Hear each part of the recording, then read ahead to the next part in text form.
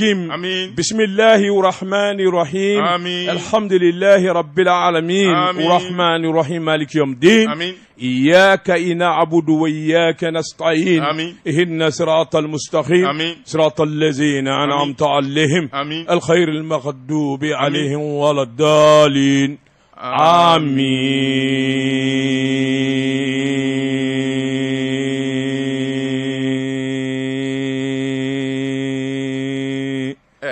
Abana koi. Fien min be kono tene kono. O te jagoya.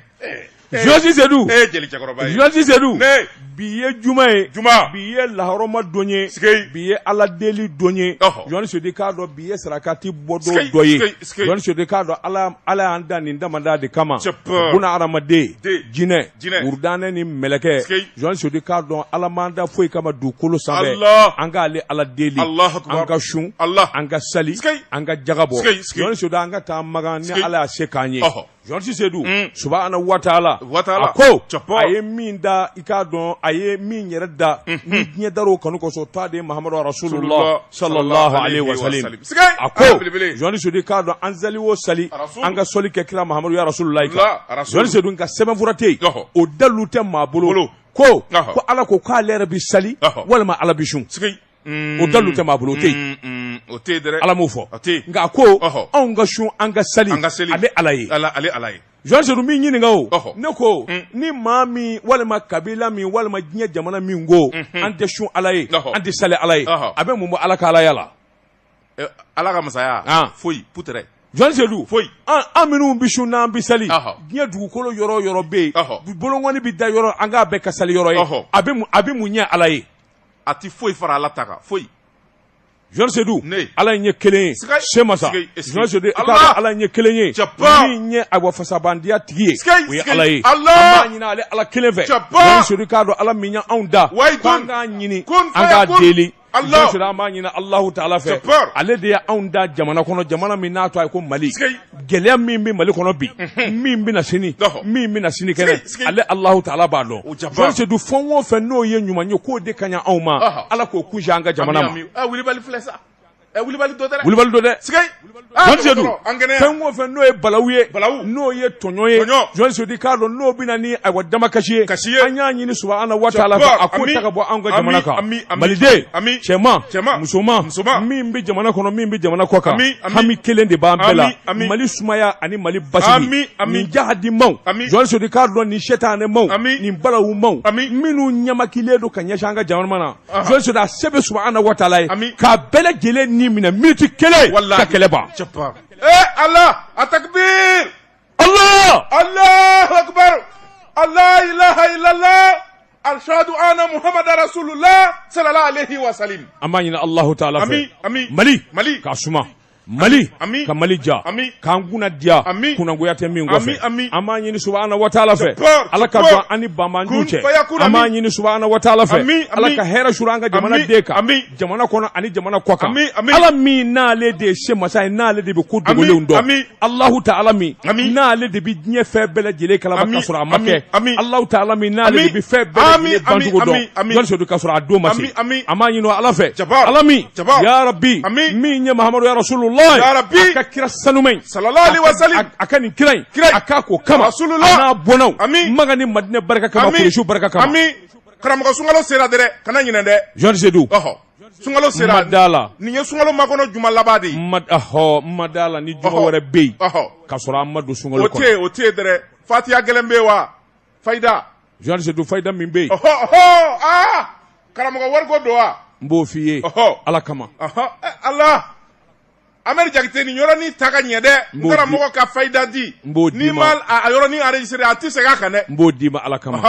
Jean Sedou sunkalo setɔ filɛ yɛrɛndiya i yɛrɛ jira o dabila fanda min b'i ka du kɛrɛfɛ n'a b'i ka sigida la don a ka su fɛ dɛ malo bɔrɛ d'a ma ɲɔ bɔrɛ d'a ma sukaro bɔrɛ d'a ma Jean Sedou kan'a kɛ ni yɛrɛ jira ye wari min b'i bolo a ta i ka taa d'a ma ala jati kama karamɔgɔ hali video nin ti k'a la ka bila Facebook kan wala TikTok o ye tɔgɔ ɲini ye ala mugu tɛ TikTok la Allah kibaru belebele men yɛrɛ jira ne tɛ mantini vanye sukoro tɔni tɔ k'a da ka télévision wele ka jama wele nin ye fantanw de ninnu mi bɔ nin yɔrɔ in na an n'an bɛ nin di ninnu ma journaliste di k'a dɔn i tɛ Ala ɲini i b'i yɛrɛ de ɲini Allah wulibali ne ko balima joli joli bɛ yen n'o bɛ min dun n'a t'a bolo sunkalo in na e sigiɲɔgɔn joli bɛ yen min ni a kan ka min dun sunkalo la n'a t'a bolo a se t'a ye et alors e t'a fɛ ka Ala de sɔrɔ wa e tɛ Ala de ɲini wa wa fura fili bolo nin ye i bɛ Ala sɔrɔ journaliste Seydou k'a sɔrɔ hali ma wɔsi ɲuman a saraba ye Alahu Taala ye Ala k'an kɛ ɲumankɛla ye Ala k'an kɛ ɲumankɛla ye journaliste Seydou k'a dɔn sunkalo n'a ye maa min ja a bato n'a ye maa min ja a lagosi a tɔnɔ bɛ Ala de bolo karamɔgɔ dɔw bɛ ka silamɛya lagosi sisan Facebook kan dɛ awɔ u bɛ ka silamɛya lagosi dɛ o waati sera o journaliste Seydou k'a dɔn maa minnu b'a la n'an dalen d'u la ni olu de ye an ka kalanminɛnw diinɛ na n'olu ye diinɛ gosi mɔɔw b'a lagosi an karamɔgɔ Hayidara y'a fɔ an ye sunkalo mana se u bɛ wuli a ye baaraw datugu a ye dulɔsow datugu journaliste Seydou n'u ko dulɔso de bɛ taama ka n'a yɛrɛ jira e la wa ayi maa de bɛ taa dɛ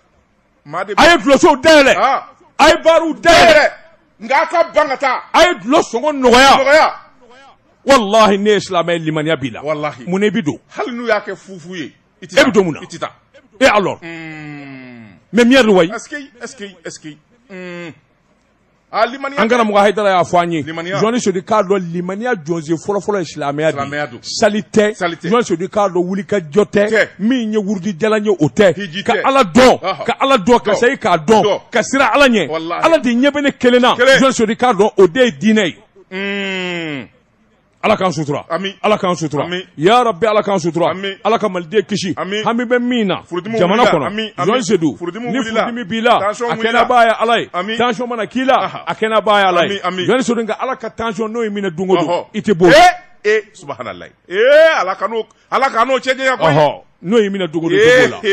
an b'a ɲini Ala fɛ journaliste Seydou bɛɛ lajɛlen k'i bolo kɔrɔta sanfɛ a'uzu billahi minash shaitani rajim Allahumma salli ala sayyidina Muhammadin abduhu wa rasuluhu Allahu la sharika lah la ilaha illallah ashhadu anna Muhammadur rasulullah ɲuman kɛbaaw minnu ka ɲaama an b'a ɲini Ala fɛ Ala k'u sutura Ala k'u sɔn Bamade Ibrahima Karanyara n'ale taara yɔrɔ de b'a kibaru sɔrɔ a bɛ pari a bɛ pari ya hala m'a fɔ n ye o de la kɔngɔ bɛ ɲini k'anw ba ya a dɔgɔnin Alu bɛ yen Cheikh Umaru bɛ yen yalima o bɛ se ka kɔrɔkɛ in jɔyɔrɔ fa yala a kana wa Allah Hamadi Bamaden ɲɔgɔnna sɔrɔ man di dɛ Ibrahima Karanyara Hamadi est-ce que Hamadi Ba Seydou bɛ yen Nandu Ndoma Kalhardi J3 Ba Seydou ye man di de a ye ka go o ye yegoya da ye i b'a fɔ sunkalo tile fɔlɔ a ye ka go n'i ye san dankɛ i y'a ɲini i m'a ye n'i y'a ye tile kelen a bɛ san 20 hɛrɛ suri kan san kelen a ɲini i m'a ye i kana décourager i kana décourager dɛ ni n'a ye ɲɔgɔn ye don o don i ye san kelen min kɛ n'i y'a ɲini i m'a ye san 20 hɛrɛ a b'o suri kan wa ɲinan ne san da ye ne bɛ k'a ɲini dɛ ni n'a ye ɲɔgɔn ye don o don ayiwa i ka baara ɲɛna koyi subhanallah ilaha ka misiri ne bɛ taa seli ye ne min kun munumunu ja ne bɛ taa yɔrɔ min ja tɛ seli ye a bɛ seli fan dɔ in de fɛ nka bi an jigin ani n ka zuru ye si tɛ kɔlɔsi ye aran fɔlɔ min bɛɛ gu ka taa ɲɔgɔn ɲɛfɛ n'i m'a ye n da kun tɛ ala ko ye dɛ n'i m'a ye sɛgɛ bɛ na n'i m'a ye ala tɔgɔ fila bɛ n bolo n'i solila k'o fɔ jɔn o jɔ kama o dugu tɛ ja abada ni n'o tigi ɲɛma da ɲɔgɔn kan hali n'a bɛ taa yɛrɛ den o kilisi bɛ n bolo o fɔ ye a fɔ bisimilahi n tɛ se k'o d'i ma karamɔgɔ ŋaniya jɛlenya n tɛ se ŋaniya ɲumanya ka ɲi سبحان الله الذي آمين فاتحة آمين لا حول ولا قوة آمين الحمد لله رب العالمين Jeka pip kaka feere fɛnw lakodɔn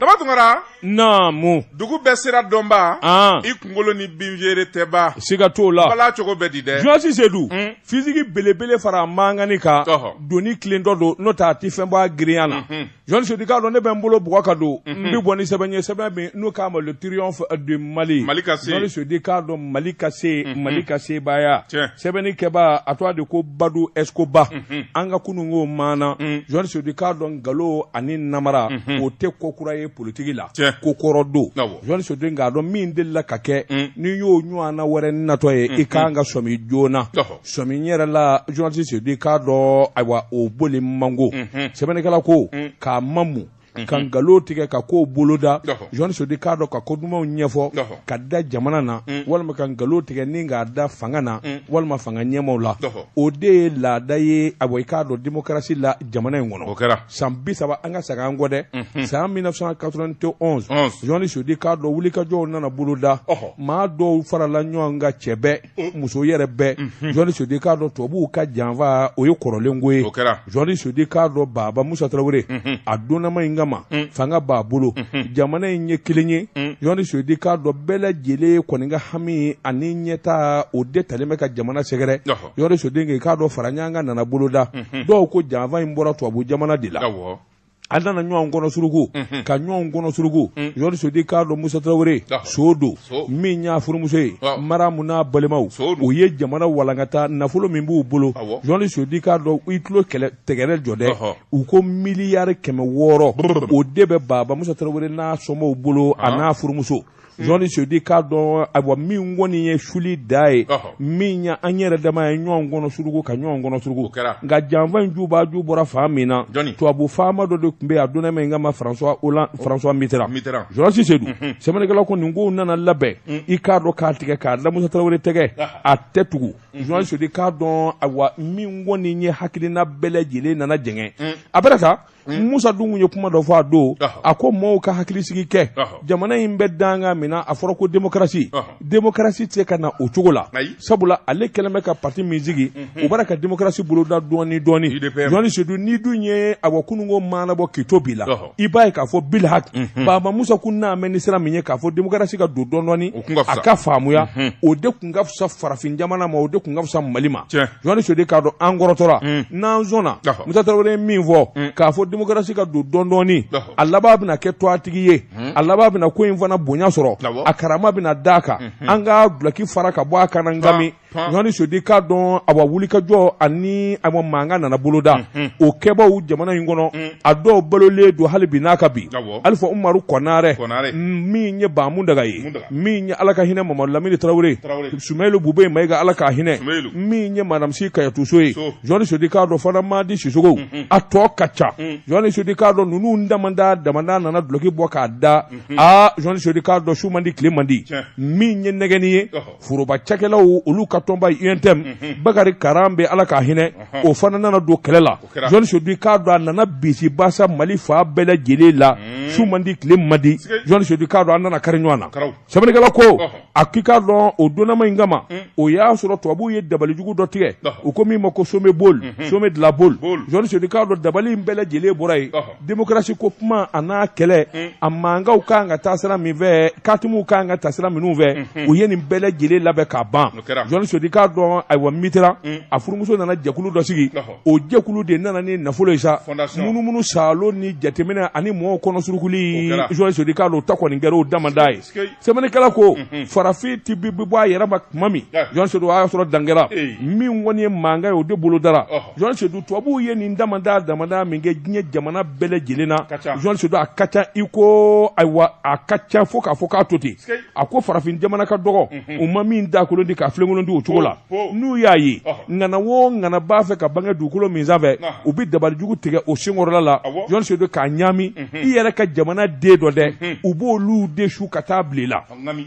sɛbɛnnikɛla ko Joasi Seydou a ko nin dafirili ma daminɛ bi min ye Baba Musa ka fanga ye a dafirila nin cogo in na min ni min fɔra an ye Joasi Seydou k'a dɔn a tiɲɛ nana dɔ kɔsa fɛ sabula miliyari 600 o jate bi président masakɛ min bolo o ye sonba ye Joasi Seydou k'a dɔn kiriw nana kɛ min ye ayiwa Musa Tarawele ka kiri ye sɛgɛsɛgɛliw nana jira k'a gun qui a tiré qui a donné l'ordre de tirer je ne sais pas hali sini wari a tiré Bamako tireli amo de la folo 700 milliards maye naniya Jol Sedou minnu ko ko milliard kɛmɛ 6 milliard kɛmɛ 8 b'a bolo journaliste o sɛgɛsɛgɛliw nana boloda apuma dalu bɛɛ min Jol Sedou k'a don y'a sama k'a sama min dara y'o kɔnɔ y'o dɔn million 200 o dama o million 200 in o de donna foro la o million 200 in yɛrɛ dɛ Ala ka hinɛ Musa Tarawele la i k'a dɔn fofo bɔ an ye de million 200 d'a ma k'a k'a ka foro dilan hali bi n'a ka bi wari in don yɔrɔ ma se ka ye wa o ma kelenw balolen don u na ɲɛngɔn on se regarde olu de bɛ k'u ye mouvement démocratique ye bi galofin k'a da jamanakuntigi kɔrɔ la vendredi noir o don aw bɛ burusi kɔnɔna na an ma Bamakɔ sɔrɔ an kumana baw Allah o y'a sɔrɔ ne bɛ Kalifabugu Jalide kuma cɛmancɛ la mais ani Bamako kuma ɲɛ 25 km de Bamako oui mais tu étais tout petit Kalifabugu an bi Bamako kuranɲɛlen tu étais tout petit n kun bɛ dɔɔnin dɔ koyi mais arrête ça aw ka basakoro kuma o y'a sɔrɔ ne fɛnɛ n kunkolo kun ka kuma ni tɔw ye koyi j'étais le caïd du groupe le meneur du groupe Jolsi Sedou a tɔgɔ di pharmacie populaire bi ti don min o kɛra Jalide jɔlen ɲɛna o kɛra ɲɛna Allah i na maga jam tɛ cɛnin dɔ i nana mɛnna koyi o tira n jɔlen ɲɛna ko suguba kɔnɔ fɛn in tɔgɔ ye di Malimagi tɛ sa Sahel vert o tira n jɔlen tun bɛ yen n ko c'est à dire que ne mana maakuraw ye o pamu magasin Dakar kuma e tun bɛ yan nin kɛra ne ɲɛna u taara Asikari ka yɔrɔ ci k'a fɔ bɔra nin fɛnw ta o kɛra n jɔlen ɲɛna ye ko caman ye Bamako koyi ministère de la défense don kɛra yen Jɔn marifa ni grenade ni fɛn k'a cɛ Jalide tun yan témoin oculaire anw bɛ se ka kuma Mali kɔnɔ k'an disi gosi wallahi ni sanbɛlɛ nɛgɛden 7 cɛ moi j'ai vu ja ko bandiya de bonya na tiɲɛ t'a ɲɛdɔn bandiya de bonya na ni tiɲɛ ye bɛɛ ne bɛ ko dama min dɔn nin jamana in kɔnɔ anw mana maakura wuli hakili mais tu es un acteur du mouvement démocratique mais non mais on nous a trompé ka nin jɛni a da ka di a k'a bɛ fɛn bɛɛ dɔn n y'a ye de koyi n y'a ye don min Baba Musa minɛna ni an taara ɲɔgɔn sɔrɔ bourse du travail la n'a y'i ja taa heure tɛ minɛ i k'a filimu ɲini n'i y'a filimu ɲini k'a ye i b'a ye k'a fɔ min ye fugulanba dɔ bɛ cɛ dɔ kan na a kelen bɛ ka fɛn meleke ne don o ye ne de i ye nin fɔ n ye o a bɛɛ ni sanbɛlɛ cɛ ne don daji bila kɔnɔ tin dole ye koyi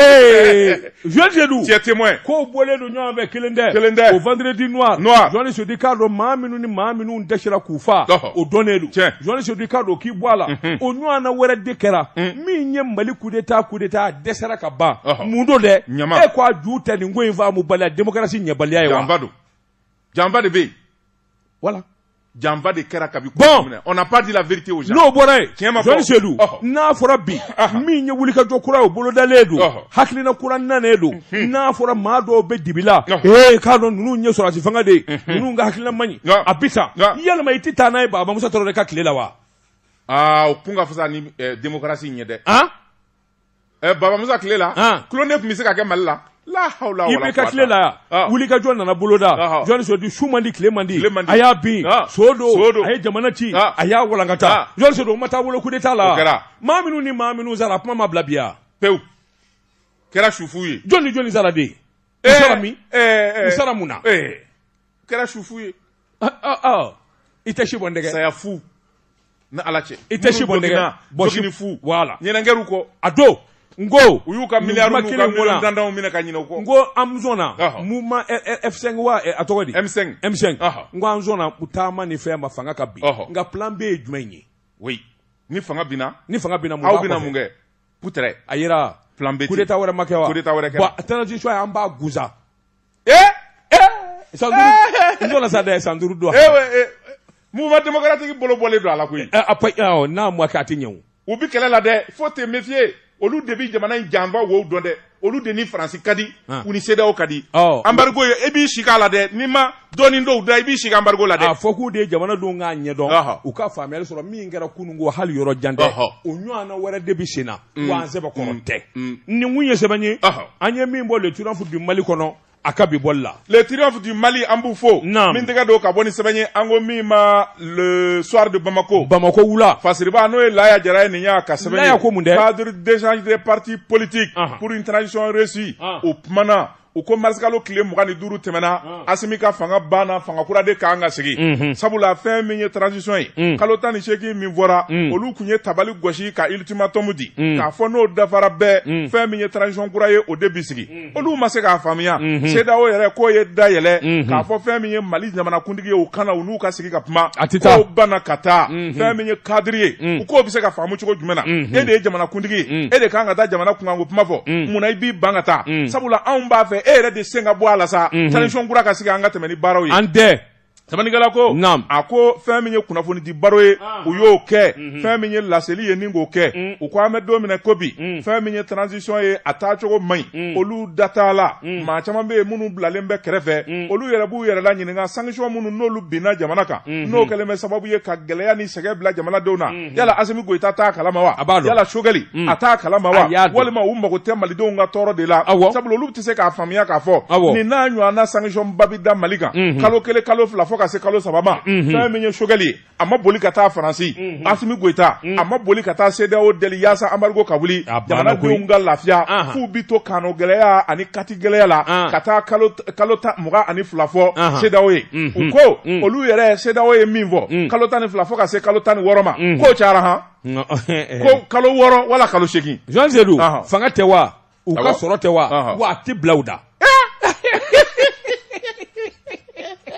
a table o teke donc kuma tɔ fɔ sa u ko fɛn min ye kalo 6 walima kalo 8 ko Asimi Goyita ko b'a bɔ a k'a teliya ka kalafili labɛn sabula olu labɛnnen don ni tabale gosira fɛn min kɔni ye fanga u bɛna ndaraki sɔrɔsiw la paraw ni k'u sigi ko an bɛ don minɛ ko bi n'o ma kɛ sanction min n'o talen bɛ Mali kama ka frontières datugu ko kɔngɔ bɛ Maliyɛnw na han u ko an bɛ don minɛ ko bi bɛɛ lajɛlen kɔnɔ gannen don n'an wuli ka jɔ ma kɛ joona gɛlɛya min bɛ yen n'o ye lakanabaliya gɛlɛya ye kɔngɔ mana fara o kan banajugu ani kɔlɔlɔjugu de bɛna don kan wa ko sunkalo jɔtɔ min filɛ nin ye k'olu jɔrɔlen don jamanadenw bɛna kɛ cogo jumɛn na olu b'o ɲininkali la an musow u denw ko fɛn min i jɔ sa o ye terijuguya kuma de ye foyi t'a kɔngɔ taana minɛn da e ma daraka dun sɔgɔmada in na cadre de bɛ k'a fɔ ne ta ye kalanni dɔrɔn de u ko mun sa an ye an balen don o n'an démocratie e mɛ ne girin dɔ tɔ sa Sɛfan ni fɛn maa y'i fa la den i dusu da sa démocratie de don ninnu de k'u u ma sɔn an k'olu fana ta fɔ la démocratie i dusu da bani n'amu kɛlɛya u k'u sigi k'an taatɔ lajɛ bani u ko an musow an denw k'u kɔnɔ gannen bɛɛ an ka baloko bɛ kɛ cogo jumɛn na ko sɔngɔ bɛɛ lajɛlen gɛlɛyara i b'a fɔ ko tigi ti jamana la o tuma fɛn min ye BTP ko fɛn bɛɛ lajɛlen jɔlen bɛ siman tɛ se ka sa nɛgɛ yɛrɛ kɛrɛfɛ tɛ ko kɛngaleri caman bɛ yen n'i ye nɛgɛ ɲininkali kɛ o da ka gɛlɛn o tɛ Mali kelen ye bi cɛncɛn o gɛlɛyara ko dɔ farala taji fɛnɛ kan fɛn min ye transport ye n'o ye pasew ye ko dɔ farala nin bɛɛ lajɛlen kan wa ko embargo de y'a sababu ye o tuma munna Asimi Goyita a ti boli ka t'i biri fɛn min ye CEDEAO kɔrɔ min bɛ se k'a to bɛnkan ka sɔrɔ min bɛ se k'a to teliya la levée immédiate des sanctions de la CEDEAO ko f'o de ka kɛ cadre ko cadre d'échange pour de transition réussie parti politique minnu ko olu faralen bɛ ɲɔgɔn kan transition ka ɲɛ u ko fɛn min ye sanction wulili ye o ye diyagoya ye wa u bɛ min ɲini Asimi Goyita fɛ fɛn min ye a ka 18 mois k'o banna teliya la a ka élection date fɔ min bɛ bɛn CEDEAO yɛrɛ ma min bɛ se k'a to kalafiliw ka labɛn joona sɛbɛnnikɛla ko a ko ni Asimi Goyita m'o kɛ kɔlɔlɔ o kɔlɔlɔ n'o ye Mali sɔrɔ Asimi Goyita nɔ don maliden minnu bɛ yen n'u tugulen bɛ Asimi Goyita ko la ni kara o kara y'u sɔrɔ k'u yɛrɛ ka ɲini ɲɛna don sabula CEDEAO ye kangari da a mɛnna cadre d'échange parti politique ko a k'olu bɛ min ɲini joona o de ye k'a fɔ fɛn min ye Asimi Goyita ye a ka sigi ba de labɛn a k'olu wele yɛlɛma minnu bɛ fɔ n'o ye réforme ye u ka jɛ o ma Faden Gardi u tɛ wele u tɛ wele ya kɔngɔ b'u la parti minnu ye nin kuma fɔ ma jɔ EPM o ye IBK ka majorité kɔrɔ ye olu y'a sɛbɛn ARP Espérance Nouvelle jigiya kura Polo ka mɔgɔw olu y'a fɔ NVPM i jɔ dɛ o don ko u ye mɔniba kɛ Polo faso la a ma taa a taalen don kɔ kan fɔlɔ sangɛmɔ o kɛra kɔ mɔni u ka kɔn mɔna kɔ e ma dɔn Polo ye dimi don dɔngɔnɔw na n'o bɔra yen Polo cɛkɔrɔba ka kule n'o bɔra yen ka boli ka t'i dogo n kɔnɔ dɛ bɛn ka kuma cɛ jugu ta k'u bɛna ale fa nin kuma in a tɛ se ka taa faso la Pulo pays dogo ayi ku kuna ale fa pulo tise ka taa ko polisi uniforme na ale kɔlɔsi ale ka so ku kuna ale ka denbaya fa a ɲiningara ka ɲininga ala b'a ko non ko cɛman yi bɛrɛ de ale wele ko fa ye ka nkalon da cɛman na i bɛ tubabu b'a fɔ min ma ko cauchemar n'i y'i sogo gɛlɛ kɛ a sogora di i ti pan ka wuli a sogora di naam sogora di aya naam sɛbɛnnikɛla ko a ko fɛn min ye asma CFP olu y'o sɛbɛn o tɛgɛnɔ bila yɛlɛma o tɛ Musa Mara ka maaw ye wa olu fana ko ten ko o y'u kumakan ye ADRP ICAP CND Seydou CV a fɔ ko tɔw sa a fɔ ko tɔw Fasoko ACRT a fɔ ko a n'a tɔw i bi su ko a na olu de ko fɛn min embargo ye ko a ka wuli ten fɛn min Asimi ye k'a ka délai surumani ta ale ni sanction ka bɔ jamana kan élection ka labɛn yaasa olu yɛrɛ da ka don kuma na kunnafoni filɛ nin ye nkalon b'u da Josi Seydou ne bɛ a bɛ dɛgɛ a ka ɲi wa Mali ka di ko ye Mali ka di dɛ k'a ka feerefɛnw lakodɔn nɛgɛ kanɲɛ 12 sera Bamako k'a fɔ jiginɛw ka bonyamasegi bɛ aw ye Dabatunkara naam an ka taa Josi Seydou sama kunkolo a tɛ ku da kelen kɔnɔ Josi Seydou n bɛ n bolo bugɔ ka don ni ka bɔ ni sɛbɛn ye sɛbɛn min n'u k'a ma nouvelle horizon ɲɛdankura sɛbɛnni kɛba a tɔ de ko ayiwa Hawa Seydou Tarawele nin na k'an denmuso ye Seydou Tarawele ala ka hinɛ nin na k'o denmuso ye Josi Seydou Gafure Hawa ko a ko wulikajɔ ni jateminɛ na i k'a dɔn a wa fadenjugu ni faden gardi bara ka fɛn o fɛn miiri nin tɛ Mali sɔrɔ n'a sɔrɔla u ka miiri ye jamana dafirili ye walima jamana ka ko banni ye Josi Seydou nin tɛ jamana sɔrɔ sabula médiateur min n'o min bara ka kuma CEDEAO ni Mali ni ɲɔgɔn cɛ o Good Luck Jonathan sigi kelen do k'a kɔnɔ Bamakɔ tile 2 in na a natɔ don Josi Seydou k'a dɔn a ka sen nani i k'a dɔn kuma jɔnjɔn b'a bolo kuma giriman b'a bolo Josi Seydou k'a dɔn ani jamana faamaw i k'a dɔn min ɲɛfɔ ka bɛn CEDEAO i k'a dɔn ko ni o bɛɛ sigilen don k'o kɔnɔ sabula hakilinaw ani minnu bɛ kɔlɔsili kɛ Josi Seydou k'a dɔn ani diɲɛ maaba caman olu kelen bɛ ka wulikajɔ kɛ a ni ka kuma a duguduguni kuma caman fɔ Good Jonathan sen ŋɔnɛ a nani a n'a k'a fɔ ko CEDEAO ka mankan banna Mali ni CEDEAO ni ɲɔgɔn cɛ Josi Seydou k'a dɔn yɔrɔnin kelen hali n'o y'a sɔrɔla o man di dɔw ye a ko min ye ayiwa wulikajɔ ye ani jateminɛ Josi Seydou k'a dɔn CEDEAO ka tɔn min ni min kɛra ka da ɲɔgɔn kan tile 2 na i y'o dɔn Good Jonathan bɔra yan a nana ni kuma minnu ye Mali faamaw y'a jira la k'a fɔ an t'o fɛ mi k'a dɔn malidenw ye min ɲini o ye nin de ye a n'o kuma ka kelen de taara o yɔrɔnin bɛɛ i k'a dɔn o ye gɛrɛnda siri Mali la Mali dama tɛ koyi Burkina Laginɛ Josi Seydou nin jamana 3 in bɛɛ lajɛlen bɛɛ a bɔ CEDEAO ka marifa daburu la a ko nka min ye nin ko in ye yanni Good Jonathan ka na a ko cɛ dɔ bɛ yen min ye awa Mario Gomez Fernandez Josi Seydou k'a dɔn o kun kɔnna ka n'a ɲɛ kabini masikolo tile 30 o bi yan a ma sɔnna abada lasigiden bɛ Mali kɔnɔ a n'o ye ɲɔgɔn ye Mali faama fɛn o fɛn bɛ yen a n'olu ye ɲɔgɔn ye Josi Seydou k'a dɔn ka se ka kumakan jɔnjɔn sɔrɔ nin bɛɛ lajɛlen da Good Jonathan ka nani a bɛ se ka labɛn cogo min waasa ani kuma ɲɛnama bɛ segin bɛnkanw ka se ka sabati Josi Seydou kɛnɛ furalen don k'a jɛ a ko yɛrɛ k'i bɔ a la Josi Seydou k'a dɔn Good Jonathan taalen min ye Ablaye Diop ministre des affaires étrangères o fana kuma sigi Josi Seydou k'a dɔn a taamana CEDEAO faama fɛn o fɛn bɛ yen ani jɛsɛgɛnna ni jamana maaba fɛn o fɛn bɛ yen a donna bɛɛ lajɛlen kan Mali ka hakilina ye min ye camancɛ fanga ka hakilina ye min ye Josi Seydou k'a dɔn ko bɛ se ka sabati cogo min sɛbɛnnikɛla ko fo Ala ko dɛ n'o tɛ bɛnkanw ye ɲɔgɔn sɔrɔ ka ban Josi Seydou k'a dɔn awa min kɔni ye ayiwa sunkalo in ye Josi Seydou a bɛ daminɛ hɛrɛ ni baden la ni Ala jɛnɛ n'a ye sabula CEDEAO ani Mali u ka ɲɔgɔn faamu Josi Seydou a man jan ɲɔgɔn na bilen sɛbɛnnikɛla ko a ko n'i ye ko ta k'u lajɛ ko kalo damadɔ min b'u ni ɲɔgɔn cɛ gɛlɛyaba t'o la bilen Josi Seydou k'a sabula ka ayiwa min ye maa sɛbɛw ye u mana sigi kuma kunna Josi Seydou k'a dɔn a taa yɔrɔ tɛ janya kosɛbɛ a ko min kɔni ye hakilinaw ye u bɛ ni ka ɲɔgɔn sɔrɔ kalo 8 kalo 10 Josi Seydou k'a dɔn ayi o ko nin o tɛ ko gɛlɛnba ye o jama de b'u ni ɲɔgɔn cɛ u ka tila dɔrɔn Josi Seydou sɛbɛnnikɛla ko a ko garijɛgɛba de kɔni bɛ a bɔ Good Jonathan na se yen i k'a dɔn a ni nisɔndiya ka bɔ jamana kɔnɔ ka segin ka n'a fɔ jamanadenw ye awa i k'a dɔn CEDEAO ka mankan ani Mali cɛ a banna nin kun ye sɛbɛn ye an ye min bɔ nouvelle horizon kɔnɔ ɲɛdankura daba tungara dozo bena kungo tava min diga do ka boni sebenye ango mima indépendant fasiriba no ye Ablaye Jara ye niya ka sebenye politique puma fe menye sigi ka fo CEDEAO ni Mali ni nyanje o puma ano wuli ka jo ka to colonel Assimi Goïta bolo nga fe menye kele fere kele ke mina sani ani gili doni armée la colonel Sadio Camara ale ko ale bo barake a date politique puma na sebenye kala ko akoni ya ta kalaje fe menye ministry colonel Sadio Camara ni ya ye chepasani ba fika di kamakoro ka ala kanichi neko sorasi mi nga kuma kasuma fa ba chunga suma wala ni gen nga kuma amainde hani ya kuma to i ba do ka fo ni ategri kuma no fe mais l'armée du Mali ne ko nya na de ba so sigi ba to sigi ba to te ayi ni ya choya di e biti sigi bi puma keme fo abi fla doron de fier wa o fla inde do de wa a be flali ke fla chugo mina je se dis ka do ateta hal yoro jan abi kuma droit dans les yeux deux phrases trois phrases abana kuma bana abi kodu Sanigala ko ako colonel Sadio Camara fe minye Assimi Goïta ye aye dana ya da cheba minga ka Mali armée da ma ya da tigima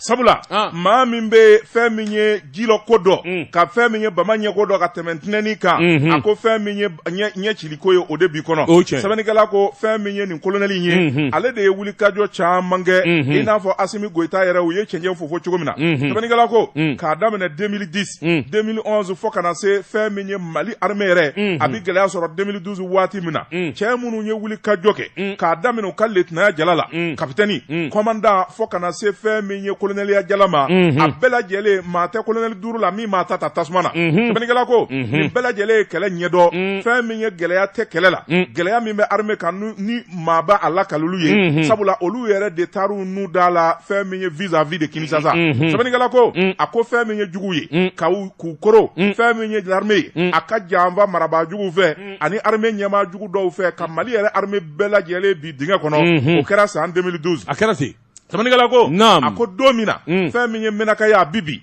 ma munu me kele nyefe o colonel Sadio Camara ale de kunye commandant de bataillon ya Ablale mbe nyefe o do abe ma mi nga marakono o ye general Gamuye Samanigala ko ako gamu tunu na chenyeka gamu tunu ne kungokolo fanda banda sote kungote cheminye sorasu be faranywanga ka kele ke foku bobolo la ka donu e Niger fe ale de pume nyefe Samanigala ko ni cheposain la hawla wala quwwata illa billah butalaw katoko Sadio Camara il est nana c'est mon fils kabida ngenya ni abibo kabida de ndede do kabida kado Sabanigala ko ako colonel Passa colonel Sadio Camara ale de blara chewnye ni ya yeta ale kelempe abi mina mi gulu yere kelena o kagirina yere Sabanigala ko wuli kajo cheya ni jija utisira sayanye ale ni ma min be nu kumi singa asra singa armela ko kunya aterike ni u black kelenye bela jele bi ko munu ka soro olu de nyeshine be oni jugu bi nywana fe minye aye saki ordre do ba fanti saki fangu fakuba o ye commandant Kariminyang commandant Kariminyang ale bina Allah Allah nam Sabanigala ko ako nunu masirando dimi bini ka mafa o masagi ni do ako amedo mina ko bi armée taraka do olu dema opma fe minyu ni yo di kunungo wa bi uprene ndo ku nidi o de kala sababu ye wuli kajoba ayoke fe minye kalokele kalofla atari suru irisika ufe fe minye minawo minani armée magobala aya bela jele lisige Putin ko amago beni ndronde lawa ko amago beni na wor do ba bolo wa ko amise ka wor do di ay wor di wari di ani ministre kanna kalo kele ministre bo ati kalo kele mbo mina unjuna pop c'est comme ça cheya ininde enya zanzaba anga avion balani be États-Unis ni Espagne ni nyanje anya wor besara zanzaba mana atina walma ki da sala ko raka singa jalabata ko dai bislati otike o bana zaw bana Allah Sabanigala ko ni mina bisa ka fo fe minye passation kubo teme ka mado do ni nyanje ka sugublo di société doma o ki tato ala ka do di yambe ka do suru yambe o tala ministry yere de bi chef d'état major wele surasi munum bi kisechi ubemi au de bi kisechi wa ay na ngata aye do avion kono ayere bi ta Russie la ou yere bi tu bolo da kise kan an mago be ninde la ministre ba fo ninde do wa aye contrat signé pop vis-à-vis de Kinshasa vis-à-vis pas d'intermédiaire. Merci. Sɛbɛnnikɛla ko a ko fɛn min ye contrat ye n'a signé na minɛnw dilannen n'a fɔra minɛn banna a ye na minɛn nɔfɛ a b'a fɔ ayi minɛn tɛna dɛ minnu y'a commandé an bɛ taa ka taa lajɛ u ye min commandé n'o don. A jɛlenya da y'o ye. Jɛlenya da y'o ye. Awɔ. Aw ye min commandé nin don wa o tuma nin don a y'a don avion cargo kɔnɔ joona a kana n'a ye. Sɛbɛnnikɛla ko fɛn min ye hélicoptère kwalen belebeleba fila o nana ten fɛn min ye radar ye sɔrɔdasiw ko olu mago bɛ radar la radar min bɛ yeli kɛ kilomètre 8,000. U kana to kɛ n sigilen n ka so kɔnɔ kɛ lajɛ dɛ. b'i filmé dɛ. Hali miseli n'a binna u b'a ye. Radar dernière génération. Ninnu kɛra subaw ye koyi. U kɛra o ye dɛ. Ayiwa naam. Sɛbɛnnikɛla ko a k'u taar'u bolo da radar kan u ko Poutine ma anw mago bɛ nin na. Poutine ko o yɔrɔnin bɛɛ lajɛlen a ye radar lajigi a y'a don cargo kɔnɔ a bɛ taa Mali la. Sɛbɛnnikɛla ko fɛn min ye Mali kɔni ye u ko Poutine ma o t'a bannen koyi an bɛ migi fɛnɛ fɛ migi fila u y'u bolo da o kan a ko a y'o lajigi u mago bɛ kɛlɛkɛminɛn min na Poutine ye cargo 6 de labɛn fɔlɔ jiginna tɔ 5 bɛ kɔfɛ. La hawla wala quwwata illa billah lazim. L'armée. L'armée. L'armée Mali. L'armée Mali. Armée Mali. Yarko ise.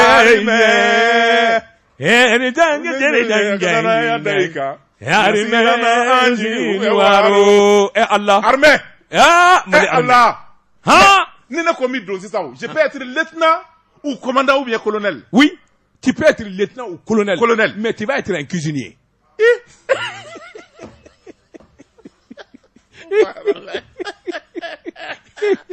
Ti migi kelen ne ma nga taa kɛlɛ kɛ fɔ i b'an ka nafolo tiɲɛ i b'an ka wari tiɲɛ n'i b'i kɛ cuisinier i bɛ taa k'o ye n'i tɛ cuisine muso bakɔrɔ ka kuwa kɛ nana kɛlɛcɛw nɔfɛ i bɛ taa kuwa kɛ nana e kɔni bɛ to soforo de la a ka jan min saden n'o tɛ n ti sɔn ayiwa baasi wa n'i b'o minɛ o minɛ n'i t'o minɛ tɛmɛ ka bɔ yen naam sɛbɛnnikɛla ko a ko fɛn min ye jamanadenw ye u jigi sigira colonel Sadio Kamara don min a bɛ wuli ka taa minɛn ninnu lajɛ chef d'état major armée de l'air a y'o tugu a kɔ maa minnu bɛ n'olu ye pilotes ye n'olu yɛrɛ bɛ kɛlɛ na commandant PCO minnu b'a ɲɛdɔn n'o ye pilote kwalenw ye olu minnu bɛ se ka avion in boli u b'a fanga dɔn dernière génération a n'a technologie kuraw olu de taara k'u bolo da bɛɛ bitɔn kan k'a boli k'a lajɛ k'a fɔ nin de don u ka sɔrɔ ka avion waraka k'a kɛ kɛsu kɔnɔ k'a don cargo kɔnɔ ka na n'a ye. mais Seydou c'est à dire min ka di nin bɛɛ i b'a dɔn avion ninnu boli b'a ye malidenw de. malidenw yɛrɛ de don. non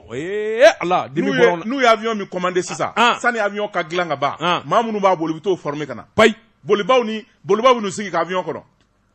migi kura 2 min nana a bolibaw kun bɛ yen u jɔlen kun don u presselen don tile ka d'u ma. u b'a dasi dɔrɔn. u b'a dasi dɔrɔn. sɛbɛnnikɛla ko a ko an bɛ don min na ko bi Mali armée kunungo ani bi armée kelen tɛ minisiri yɛrɛ ko a ko bi in na Mali armée mago tɛ force si la ka Mali territoire défend i MINUSMA wo i Barkhane wo i Takuba wo i Kapu wo jamana nana an dɛmɛ ale ni u ni cɛw ni baraji u ka taa u y'u se kɛ u ka taa an yɛrɛ bɛ se an ɲɛna kɔrɔ sa général Umaru Jara ka cɛdenw u bɛ se ala danga ni ka anw ɲɛ sa Mali fanda 4 bɛɛ an bɛ se ka mission bɛɛ kɛ sans l'aide de quelqu'un awɔ pop wa u ma tila n'a tɔ dasilen bɛ yen a bɛ ka na dɔɔni u ko sani marisi kalo ka ban ka don mai kalo la minɛn bi yɛri fanda 4 bɛɛ lajɛlen de fɛ jamana o jamana b'an ɲɛ militairement fo an ka tɛmɛ o bɛɛ lajɛlen la. ne ko an di kɛlɛbaga dɔ ma de. jɔnni e hakili bɛ jɔnni na. Korowari kɛ. o kɔni Korowari kɔni tɛ o y'an ka namugulasogo ye bi. ka taa Janamini Alasani ɲɛkɔrɔ o y'an ka namugulasogo ye. ka tila k'a ɲininka a dalakan la e ko cogo di. e ko k'anw ka ji k'an ka Ɲamaku la wa. e ko ka ji kɛ Ɲamaku la. Ɲamaku dilan ka d'a ma.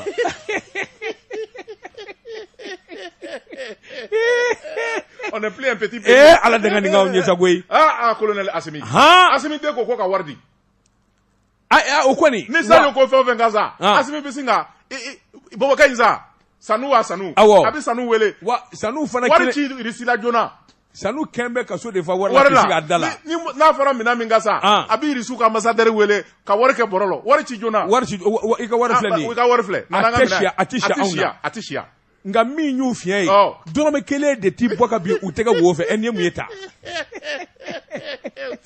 e m'a dɔn Asimu tɛgɛma ka gɛlɛn. Asimi tɛgɛma ka gɛlɛn. nin kulebaden bɛɛ kɛra. anw min ka an yɛrɛ fa hali ka hinɛ dɔɔni. a tulo jalen don kojugu. wala e ko iti maya do asimi bise ka fo ka ma on kuma ka me dongo do iti maya do te zai ka la de iki ko fle iti geliya do ikana geliya kame iti interview ke ite interview ke matiye hala ngwa mi ken nakariye ki muso ka sakita ima so fana ma mi club sigi muso to kala iyangwe op ma fenda ma te za dokera ti hera la mierda way am dara katinga ma muso ka club sigi ajoba lo ye pie do na e wallahi chimizara shila ajoba lo no kunde ango club de soutien ko la asibi goita e ko ka kanu ke na o ke about do kasola awanga yele maka kam il a o kele ko ni club de soutien madame goita la Diallo ngo muso ndo kasina ka tulu de ala ni kangari dara mo ko kati goita imbo ala ka ke la Diallo droye an dara kati an vala yela nganya mo madame anye club de soutien sigi ko mini ya ajoba lo nami nunu amana club sigi Muhammad Dala o nafiya no ngolo ndige o debna ko to rebete il a raison kabi investiture do borala amana la Diallo ebleu ay kaba e pite do na on ya yere nyini ajodo elle a raison ametete maliku ara sakoy anga tezara premier mi ajoba lo nami nunu jeka pip kaka ferfan la kodon daba tungara namu ni nyoro labal nyang mene ni nyoro ye femenye amenyan deun kelengere ni ya bela jele mene nge ya damene mina labal journaliste so di bolo ya je ko o ye kala de ke Union Soviétique Rusila yaro Russie jamana ye kala ke ubi nye febe nye jirila fosoni maso ni mena ni ko ni ndara ka biro kono abi baruke abi yele awa ni ya nyini ga nye fon fola abo bedo akala ne do na kulo tini ka wu nga ho o ka gelama labal ele no jigi dama le ka ngoy yembla ke kele mi se ka doni bo akun o ina re kele jori ne o te wati be ibi fama ma de bala jogo beri jodi se du ne be mbolo bu ka do bi boni sebe mi nu ka ma aujourd'hui sebe ni ke ba atwa de ko alhaji Abe Haidara entreprise Kona service Joasi Sedou ni nganamu be wari soro e ka do ale tan e ka do nyedona entreprise Kona service e ka do atogo bora ninga kangare dakaye mi nye sugubulo e jamana sugubulo sabula mi nye poli économique et financier Joasi Sedou ka do lu e sega ke katu tega da akan galoka samla bonyango mi nye sugubulo e Joasi Sedou ka do ay waniya meto akana fo document Joasi Sedou ka do ayo de glan e ka do nganamu ni ngalo yere la marché mi ni okunye car international ka marché joli se di ka don ay wa mi nye wuli ka jo ni sege ya jira ka fo akunye prix minu ndi e ka don Kona service joli se do ni alama faraka marché yere ato soro bli wa ni alama faraka abiso ngata kasoke sebene kala ko ako jamana nangarabaya ni nataba abi maase ko chamama ako comité de règlement des différents joli se du ka don ani autorité de régularisation des marchés publics et don ani aywa minye délégation des services publics yon se du cadre nous bela gele de ko nyasoro e ka do shara kisa o ani sege nana jira kafo minya entreprise Kona service yen namarake e obina yen namarake kan galotige yon se du sabula e ka do ku yen namara ni fo document menu ngla marché no fe bonana ka kala masabula ko fora akofole minge minya wuli ka jo ni jetemine anyena na do sebene kala ko awa klasi nani minye direction gelenye bloku saba minye kena koliye minye 400 mètres olu bela jele ku nganga glafe ayeni sugu bule ngana mude awangalo yere la sabula tene nunu nganga joy jondi su sebene kala ko ikado ani minu ngumi nywana olu ko entreprise Kona service uyena maraka koy jondi su yena maraka ma décret nana bo ane article nana bosa nana do ka fo hakaja e ka don sebenburo minu na yo lu di e ka don marché nyinu wati a begalu jonso kabno ko ni garasa sugubulo ere borama ako dandiko ma mi nye sambla bonyango abe ni mbara inga ka ke min ye dossier ninnu jɛlen tɛ a labanna ka t'i yɛrɛ sɔrɔ tribunal de grande instance commune sabanan na olu nana sɛgɛsɛgɛ k'a sɛgɛsɛgɛ ka n'a dɔn k'a fɔ hakaja bilhak min ni min fɔra i k'a dɔn nkalon tɛ entreprise kona service jɔnni sedu i k'a dɔn ayiwa min ye tɛnɛ mairie dilali i k'a dɔn carré international du Mali o to a la ani direction générale des marchés publics jɔnni sedu i k'a dɔn sabula olu de bɛ ko ninnu jalatigɛ u nana ye sa k'a fɔ entreprise kona service jɔnni sedu k'a dɔn a kan ka ɲangi cɛjuguba la sabula a ye nkalon caman tigɛ min ye entreprise kamara ye e kama BTP jɔnni sedu k'a dɔn olu de wuli ka jɔ caman kɛ ka kunnafoni caman di sabula a fɔra prix minnu kan ka di ani sɛbɛnfura minnu kan ka bɔ jɔnni sedu k'a dɔn nin marché in na i b'a ye k'a fɔ ayiwa ko na service de kɔni kun da kɛra tiɲɛ ye jaaja nkalon b'a jukɔrɔ fo document a ko an bɛ don min na ko bi jɔnni sedu k'a dɔn min ye ayiwa nin cakɛdaw ye minnu bɛ jamana ka marché ko ɲɛnabɔ ni k'a sɛgɛsɛgɛ jɔnni sedu olu laban ye ko in ta sa ka taa di kiiritigɛlaw ma pour économique et financier ma yarɔ yen kɔni y'a da ye a ko an bɛ don min na ko bi ko na service jɔnni sedu k'a dɔn marché ko kuma kɔni tɛ olu b'u yɛrɛ ɲini de sa nin kun ye sɛbɛn ye an ye min bɔ aujourd'hui kɔnɔ a ka bi bɔli la dabatɔgɔna ne bɛ n tɛgɛ don o bɛ kɛ ni kɔni sɛbɛn ye an ko min ma le soir de Bamako fasireba n'o ye Elhaji Mamadu Gaba ye nin y'a ka sɛbɛn ye Mamadu Gaba ko maa ti faso jira ni bolojugu ye denmisɛn jɛkulu ani fɛn min ye tɔn caman ye u faralen bɛ ɲɔgɔn kan bi ni jumaseli banna boulevard de l'indépendance la kuma min bɛ taa fɔ o de ye Faransi ka gɛn ka bɔ an ka jamana kan u ka ambassade yɛrɛ ka datugu CEDEAO a Mali k'i sen bɔ CEDEAO la an bɛɛ bɛ yen an bɛɛ bɛ yen ni juma jiginna an bɛɛ ka ɲɔgɔn sɔrɔ place de l'indépendance la boulevard la ne bɛ taa sisan voilà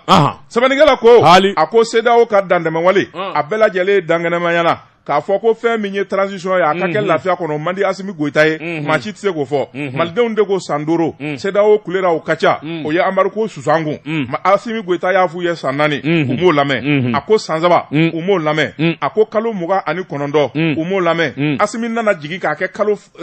24 ye san 2 CEDEAO ko halisa k'u t'o lamɛn o tuma maa min ni bɛɛ ko bɛ maa min kɔnɔ i dɔ t'o fa sɛbɛnnikɛla ko fɛn min ye malidenw ye u ko fɛn min ye maafafɛn ye n'a mɛn ni bara kɔrɔ i jaabi gɛlɛya o tuma an tɛ sira CEDEAO ɲɛ bilen an tɛ sira embargo ɲɛ bilen an tɛ sira sanction ɲɛ bilen jaa ko Emmanuel Macron yɛrɛ y'i dafa kuma min na k'a fɔ k'a bɛna Nana Akufo Addo wele a ka juru tiɲɛnɛ Mali kan na o yɔrɔnin bɛɛ y'a dɔn k'a fɔ CEDEAO t'a yɛrɛ bolo u bɛ maa de bolo dɔ ye fɛn dɔ jira n na sɔrɔ Faransi 24 journaliste dɔ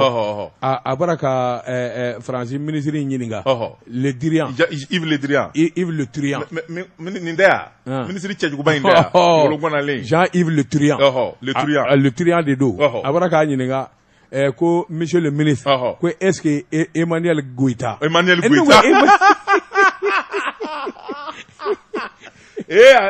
tellement qu'en gɛmɛ ka wawu gosi ko non excusez-moi je vais dire Macron Goyita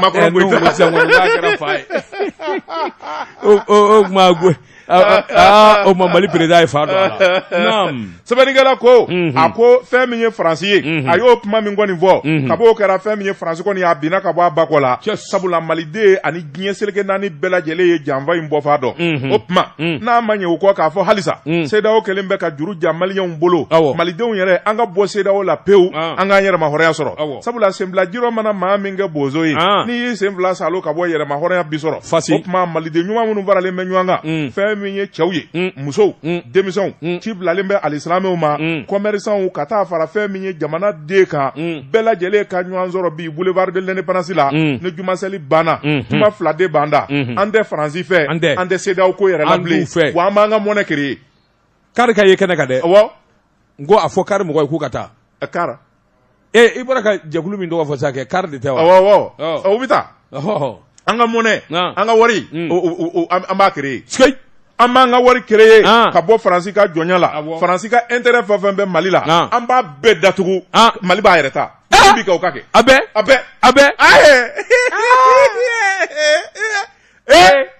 ala kojugu kɛ o ye i hakili bɛ min na dɛ an b'a fɔlɔ la ayiwa bisimila a tuma ala k'a b'a bɛɛ datugu station Total wo wasarati Josi Zedu ne bɛ n bolo bugɔ ka don n bɛ bɔ ni sɛbɛn ye sɛbɛn min n'u k'a ma dabaliban natabaya a bɛ maa don ko caman na Joani Sodi k'a dɔn nin polisikɛ in to a taara sɔrɔ maafa la Joani Sodi k'a dɔn a sɛgɛsɛgɛliw kɔni taara gun polisikɛ yɛrɛ la ngami a ko nin ko in dun kɛra cogo di marsikalo tile 14 tɛmɛnen ntɛnɛn don Joani Sodi k'a dɔn Umaru Kamara mobili feerela don Joani Sodi k'a dɔn dɔ sina k'a wele telefɔni na Umaru Kamara an mago bɛ mobili dɔ de la i k'a dɔn an b'a fɛ ka mobili in ye joona Joani Sodi k'a dɔn yɔrɔ bɛɛ Umaru Kamara kun bɛ taama na Gawo a y'a dɔgɔnin wele i k'a dɔn ayiwa k'a dɔgɔnin wele ka min y'a wele mobili ko la n'o ye Solomani Magasa ye k'o ka numéro di a dɔgɔnin ma dɔgɔkɛ y'o wele dɔgɔnin dɔ a de ko ayiwa Usumani Kamara ye ayiwa mobili sanna in wele n kɔrɔkɛ de ye n ji ma ko ka taa mobili yirala mobili in jɔlen bɛ ACI kɔnɔ Joani Sodi k'a dɔn awa dɔgɔkɛ kɔni dar'o ci la min kɛ kɔrɔkɛ kɔni tora weleli la i n'a ye ɲɔgɔn ye wa yalima a bɛna mun na a ko bɛ cogo di a dɛsɛra kolokoto ka dɔgɔnin sɔrɔ Joani Sodi k'a dɔn a labanna sa cɛ yɛrɛ min y'a wele n'o ye Magasa ye i k'a dɔn mobili sanniko la a y'o wele o k'a ma i ka ciden ne m'a ye hali bi koyi o ko bɛ se ka kɛ cogo di kabini sɔgɔmada in n'a cɛra fo sisan e m'o ye a ko wa ne pressé yɛrɛ don koyi sabula ne ye policier n taatɔ don Kayi GMS la Joani Sodi k'a dɔn a ye dɔgɔnin wele tuguni ka dɛsɛ a laban yɛrɛ ja tigɛra sa Joani Sodi k'a dɔn sabula dɔgɔnin kunkan tɛ bɔ i k'a dɔn a ma se a cira min ma o ko k'ale maa ye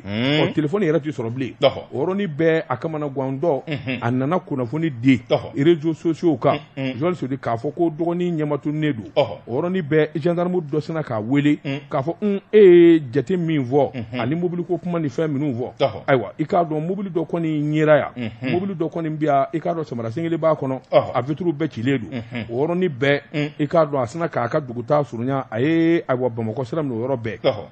ka taa gendarmekɛ in fɛ yen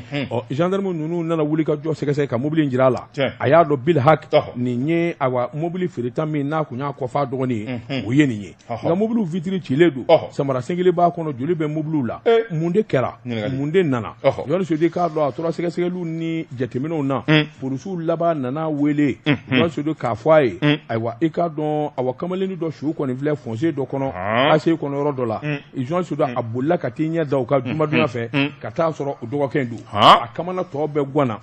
Joani Sodi nin bɛ se ka kɛ kɛcogo jumɛn na min y'a wele a bɛra sa polisi de don min kɔni ye mobili ko nana ɲaami cɛnin ni polisikɛ in ɲɔgɔn ye wa i k'a dɔn polisikɛ ye mun de kɛ yalima polisikɛ tun bɛ mun nɔfɛ a ɲɛ ma se ka dɔn o yɔrɔnin bɛɛ lajɛlen na Joani Sodi k'a dɔn u y'u kun da tribunal kan tribunal ye yamaruya di kɛ sɛgɛsɛgɛliw ka kɛ min ye telefɔni sira minnu dira a yera k'a fɔ a dɔgɔkɛ min n'a fara i k'a dɔn u ka kuma laban kɛra ani Magasa in den ni ɲɔgɔn cɛ n'o ye polisikɛ ye u ye ɲininkali kɛ ka sɛgɛsɛgɛli ka taa sɔrɔ tarafatali don cɛ in ye polisi ye i k'a dɔn a bɛ GMS la Kayikaw fɛ yen min ye ayiwa ko in kɛra don min a bɔra o don kelen de ka taa Kayi Joani Sodi k'a dɔn yɔrɔ bɛɛ o ye ci bila Kayikaw fɛ yen Joani Sodi k'a dɔn k'a tɛgɛ fila k'a kukala ye k'a minɛ ka na sabula sɔmin kelen don a la k'a fɔ a ye maa fa tuma min n'u nana n'a ye Bamakɔ u nana sɛgɛsɛgɛliw kɛ sa ka jateminɛw kɛ Joani Sodi a nana dɔn k'a fɔ a nin bɛ ko dɔ la sariyatigiw kɔni bara k'a nɔbɔ bi ka se k'a ɲɛdɔn dalilu jumɛn in na mun ni mun dɛmɛna ani kamalen ni ɲɔgɔn cɛ nin kun ye sɛbɛn ye Musa Jara ka sɛbɛn don an ye min bɔ dabaliba kɔnɔ a ka bi bɔli la dabatuma ne min tɛgɛ don min bɔ ni sɛbɛn ye an ko min ma la pioche o ye dabale ye Yakuba Tarawele nin y'a ka sɛbɛn ye Yakuba ko an ka taa office du Niger la pioche o ye mun ye anw fɛ o ye dabale de dabale ye mun ye dabacɛ kɛ anw k'a ma falo o de don falo falo bɛ dingɛ sen o de don o ye la pioche o ye pioche ye mais machine ba dɔw bɛ yen i b'a fɔ bulldozer caterpillar ninnu o nunguba min n'u b'a turu dugu la a bɛ fɔ o fana ma la pioche o kelen don o kelen don sɛbɛnnikɛla ko a ko office du Niger fɛn min ye office du Niger ye a ɲɛma n'o ye Abdel Karim Konate yebali ni kumabali a ye kow lama dɛ en peut le payer invisible il ne parle pas, il n'est pas visible. Mais avec Barala de. Mais ça devient grave. Là, ça mène des doutes. Ton ami a disparu. Mais 1000 fois. Il t'a regardé. Sangele de. Et n'a t'ignoré. Sangele. Avec malodingue de kono, avec kolo kono. On a tabena ma like kambo. Allah va bitunu. Ali téléphone tableau. c'est un paysan. Au tête de lui, ça. Dis-lui de sortir. Akabo Pokolongo. Akabo Kolongo. Amenai. Niemieta. Akabo. Nam. Samanigala ko Abdel Karim Konate ayere mapma nga mami mana ode Bamoy Keita ye bolo fara mi me office du Niger la ukomi ma appui au monde rural directeur appui au monde rural Bamoy Keita ale de pmana sabula ale deni senekelaw kasuru ngosobe ale debu ka torodo ale debu ka sorodo ako femi office du Niger ye geleya na tabe femi maloy tonu ba keme woro office du Niger yo de yara o malo de sorola o bambo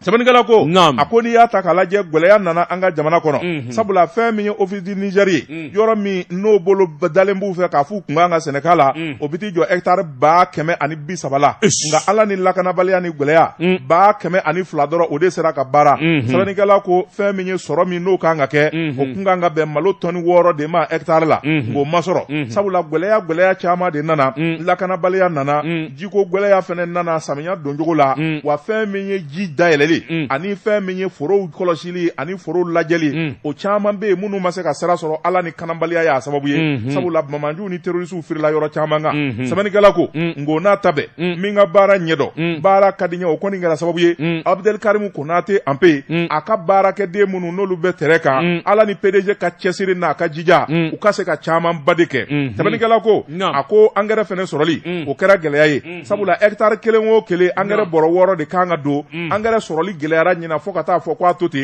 o ju tɛ Ampe la o ju bɛ Bamako yan de sabula foro minnu hectare kelen mago bɛ bɔrɔ 6 la dɔwɛrɛ ma sɔrɔ bɔrɔ 3 kɔ engrais sugubulon ma d'a tigi ma o voilà n'o de kɛra sɛnɛkɛlaw bi ɲanu kungo kɔnɔ tout le problème de ce pays c'est ça kɔɔri sɛnɛnaw sɛgɛnna kaba sɛnɛnaw sɛgɛnna burusi kɔnɔmaw sɛgɛnna office du Niger fɛnɛ a problème yɛlɛ bien sûr c'est ça Sɛbɛnnikɛla ko a ko kɛra gɛlɛya ye ngo n'a ta bɛɛ fɛn min ye jija ni cɛsiri ye o kɛra Ampe ye kɔlɔsili kɛ ɲɔnɔ marabolo dɔw bɛ Bamanjuw ye forow jeni u ye maaw bali ka t'u ka malow kan o tuma u ko min ma ka diɲɛ yɔrɔ caman ka sɔrɔ kɔ an'u ka jiwari kɔ hectare 12,000 a ko jɛngɛrɛ olu kɔ 12,000 hectares hectare 12,000 a ko jɛngɛrɛ olu ka wari kɔ o nafolo o bi t'i jɔ miliyari 1 a n'a kunkanfɛnna sɛbɛnnikɛla ko fɛn min ye wuli ka jɔ wɛrɛw ye olu kɛra a ko an bɛ don minɛ ko bi u ko min ma contre saison o de bɛ sen na samiya kɔfɛ ka ji yara fa bɛɛ lajɛlen fɛ samiya 2 office Niger b'o de kɛ a ko baaraw daminɛna o bi sen na wa o dɔrɔn tɛ malo bannen kɔfɛ fɛn min ye supɔmu ye gan ka taa fara fɛn min ye gɔyɔ kan ani jaba pomme de terre o foro de yaralen bɛ fa bɛɛ lajɛlen fɛ jango sɔrɔsiw kɛlen bɛ ka fa bɛɛ minɛ kana nalen bɛ Ampe kɔni ngali k'a don nin bɛɛ lajɛlen bi yara an ka jamana kɔnɔ cogo min jamanadenw ka lafiya sɛbɛnnikɛla ko office du Niger kununko n'a bi kelen tɛ sabula a dilen bɛ cɛ min ma ale ye to a ɲinina de ye baara sira fɛ sabula ko ko n'a bilar'o la f'a k'o tɔgɔ sɔrɔ sɛbɛnnikɛla ko an bɛ don minɛ ko bi Abdel Karim Konate hali n'a ma kuma hali n'a ma bɔ kɔlɔn kɔnɔ a ka ye a bɛ ka baara min kɛ jamanadenw ɲɛ b'a la wa bɛɛ lajɛlen b'a dɔn k'a fɔ office du Niger tɔgɔkɔrɔ min b'a la a bɛ ka segin o ma wa fɛn min ye Ampe a bolo maanalen bɛ yɔrɔ min nɔfɛ o de ye Mali ka kɛ farafinna bɛɛ lajɛlen ka jiginɛba ye an ka bɛɛ lajɛlen balo an bɛ taa sira min kan n'an der'o kan san 5 bɛɛ malo ti don bɔ kɔ ka don Mali kɔnɔ bilen nka n'a min cogo dɔ guwa bɛ karo dɛ ka karo cogo di pas de conférence de presse n'a min cogo dɔn non guwanba min mara ka sɛnɛ a bɛ karo dɛ waati min na o y'a sɔrɔ il était porte-parole du gouvernement maintenant il est PDG de l'office du Niger avec foro de kɔnɔ et ça change quoi et alors ça change le numéro de téléphone ça change qu'il n'a plus de téléphone d'ailleurs ouais o de wa jane o de wa jane a karba téléphone tɛ Ampe bolo bilen o n ko sɛnɛkɛla de don un ami est toujours un ami si tu veux voir ton ami va dans l'office du Niger ndita i bɛ taa Kolongo wala i bɛ taa Mbɛwani i bɛ taa sɔrɔ yen awɔ yɔrɔ waati n'a ka waati ma se bi ta an b'a bila yan bɔnkɔlɔn bi ta an b'a bila yan san'an ka